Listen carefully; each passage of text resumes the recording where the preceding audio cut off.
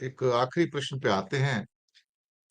बहुत सारी कुंडलियों में कई बार नवजात शिशु की कुंडली बनाए और लोग कहते हैं भाई राजयोग है इस बच्चे का। तो अगर राजयोग मतलब राजा बनेगा ये बच्चा आगे चल के, और धन भी मिलेगा, मान मिलेगा, सम्मान मिलेगा, बहुत बड़ा माँ बाप का नाम रोशन करेगा, बड़ा राजयोग लेके पैदा हुआ है।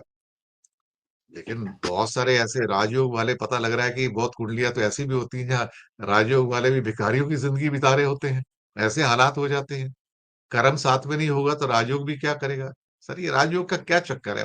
बड़े लोगों को बड़े जोशी आके बता देते हैं भाई बच्चा आ गया राजयोग है, राजा बनेगा। तो कुछ बताइए राजयोग क्या होते हैं सर? देखिए, ज्योतिष का काम जो काम है वो भी जातकों के सामने, विशेष करके किसी राजा के पास जाकर फलादेश करने में बड़ा खतरा होता है। तो अक्सर राजाओं के घर में या जो बड़े जमींदार हैं, बड़े पैसे वाले लोग हैं, इनके घर में ज्योतिषी, बड़े बड़े ज्योतिषी जाते हैं और अक्सर हर कुंडली को ही राजयोग की कुंडली साबित कर देते हैं। करना ही हाँ। है उनको, ये एक जी। मजबूरी समझिए, प्रोफेशनल मजबूरी है। दूसरी बात है, पूरे विश्व में मुझे नहीं लगता कि किसी और देश में राजयोग को लेकर कोई चर्चा होती होगी। मैं ये नहीं कहता कि राजयोग है नहीं, लेकिन हर कुंडली को राजयोग की साबित कर देना और किसी कमजोर की हर कुंडली को काल सर्प दोष की या उसकी कुंडलियों में दोष ढूंढ देना, ये एक प्रोफेशनल पक्ष है एक एस्ट्रोलॉजर का। दूसरी बात यह है कि राजयोग होते हैं, ऐसी बात नहीं है, लेकिन राजयोग होने का मतलब सिर्फ ये नहीं होता है कि वो मुख्यमंत्री बन जाएगा, वो प्रधानमंत्री बन जाएगा या वो बिलियनियर बन जाएगा। राजयोग एक आध्यात्मिक स्थिति है, इसको आप अगर इस तरह से व्याख्या करें। हाँ, राजयोग, असली राजयोग जिसको गद्दी का राजयोग समझते हैं, वो राजयोग दशम से बनना चाहिए, दशम एकादश से बनना चाहिए, तब राजयोग बनता है। चौथे भाव का राजयोग, सप्तम भाव में बैठा राजयोग बिजनेस में थोड़ा आगे बढ़ा देगा आपको। लेकिन राजयोग भी क्लियर कट होते नहीं है हमेशा, जितने की बोलते हैं। जैसे विपरीत राजयोग की बड़ी चर्चा होती है, और विपरीत राजयोग की जब चर्चा होती है तो इंदिरा गांधी जी की कुंडली को खींच के ले आते हैं लोग कि उनकी कुंडली में विपरीत राजयोग था। लेकिन लोगों के एक माइंड के अंदर से ये बात निकल जाती है कि इंदिरा गांधी जी का अंत कैसे हुआ था। वो इंदिरा गांधी जैसा राजयोग ढूंढते रहते हैं। अरे भाई, आपको चाहिए इंदिरा गांधी जैसा राजयोग? आपसे अगर कोई ज्योतिषी पूछे कि मैं ये राजयोग बदल सकता हूं, लेकिन आपकी मृत्यु वैसी होगी जैसी उनके, कोई नहीं लेगा उस राजयोग को। बोले नहीं भैया, रहने दो, मुझे नहीं चाहिए। तो राजयोग, जो विपरीत राजयोग की जो बात होती है, द्वादशेश का या द्वादश भाव के लॉर्ड का अष्टम में बैठ जाना, अष्टमेश का द्वादश में बैठ जाना, ये विपरीत राजयोग नहीं है। अगर है भी तो ये बड़ा खतरनाक राजयोग है, ये कोई बेनिफिशियल राजयोग नहीं होता है।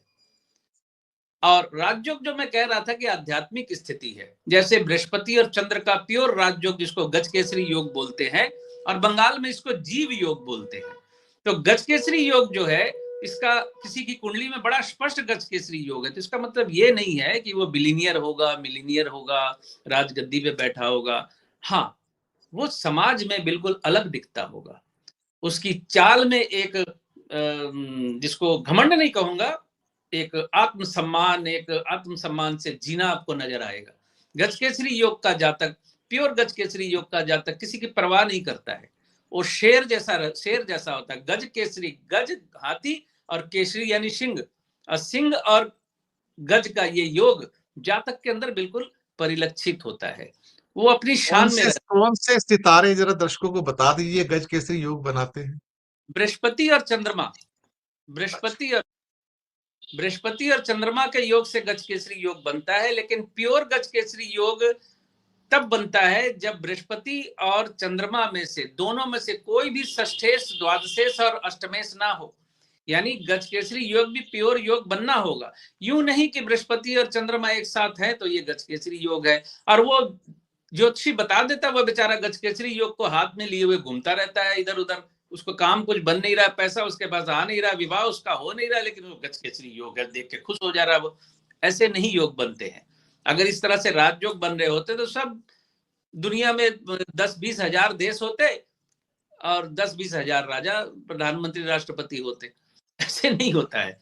योगों का मतलब, मैं बिल्कुल राजयोग की जो बात कर रहे हैं, राजयोग जिस दृष्टि में लोग समझते हैं तो दशम एकादश, इसके अलावा कोई राजयोग नहीं है। बाकी आध्यात्मिक राजयोग की बात करते हैं आप, तो वो बनते हैं। और सबसे प्योर राजयोग का योग जो गज केसरी होता है, यानी बृहस्पति और चंद्रमा का। लेकिन जैसा मैंने कहा, चंद्रमा द्वादशेष अष्टमेश षष्ठेश नहीं होना चाहिए, बृहस्पति द्वादशेष अष्टमेश और षष्ठेश नहीं होना चाहिए। ऐसा नहीं कि दोनों एक साथ होंगे तो राजयोग बन जाएगा। हाँ, अष्टमेश षष्ठेश और द्वादशेष ना होने के बावजूद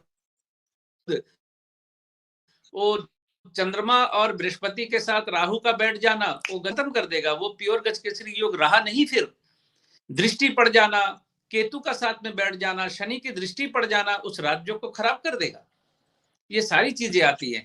और यहां मैं एक और बात दर्शकों को बताना चाहता हूं कि बहुधा लोग जन्म कुंडली में राजयोग नहीं दिखता है तो नवांश में राजयोग ढूंढने लगते हैं, दशमांश में ढूंढने लगते हैं, D60 में राजयोग ढूंढने लगते हैं।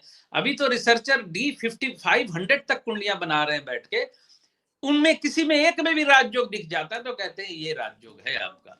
मैं बिल्कुल स्पष्ट तौर पे, मैं सिद्धांत सहगल पिछले 30 वर्षों के अपने अनुभव के तौर पे बिल्कुल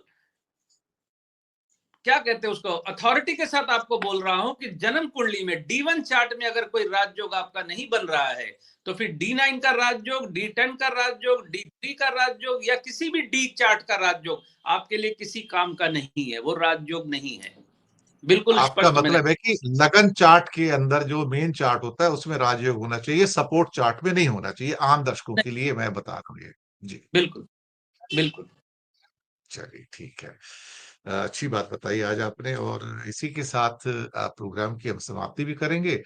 और दर्शक मित्रों, बहुत बहुत शुक्रिया आप आए हमारे साथ में। और जो सिद्धांत जी से पर्सनली संपर्क करना चाहें तो नीचे डिस्क्रिप्शन में उनका मोबाइल नंबर दिया है। आप उनको पहले एक मैसेज कर दीजिएगा अगर आपको किसी किस्म की कंसल्टेशन उनसे चाहिए तो। आपसे भी आज्ञा लेते हैं, और रविवार की सुबह हम सिद्धांत जी आपसे भी आज्ञा लेते हैं। आप आए, अच्छा लगा, और कुछ नई नई चीजें भी पता लगी है। बहुत बहुत धन्यवाद। Thank you sir, thank you.